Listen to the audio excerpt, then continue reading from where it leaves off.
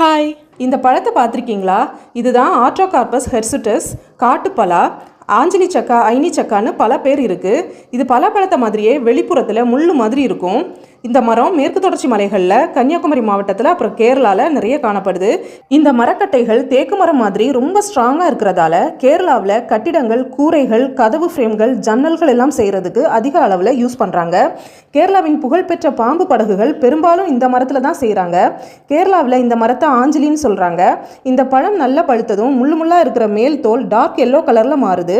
இந்த தோலை வெறும் கையாலேயே மெதுவாக பிரித்து எடுத்தால் உள்ளே ஆரஞ்சு கலரில் புளியம்பழ அளவில் சுளைகள் நடுத்தண்டோட ஒட்டிக்கிட்டு கொத்தா இருக்கிறத பார்க்கலாம். லேசான புளிப்பும் இனிப்புமா சாப்பிட டேஸ்டா இருக்கிற இந்த பழம் குழந்தைகளுக்கு ரொம்ப பிடிக்கும். பழத்தின் உள்ளே இருக்கிற விதைகள் பிளாக் கலர்ல இருக்கும். இதையும் வறுத்து தோல் உரிச்சு சாப்பிடலாம். இந்த பழத்துல பொட்டாசியம், விட்டமின்ஸ், மினரல்ஸ்னு நிறைய சத்துக்கள் இருக்கு. நீங்க இந்த பழத்தை பார்த்துருக்கீங்களா, சாப்பிட்ருக்கீங்களான்னு சொல்லுங்க.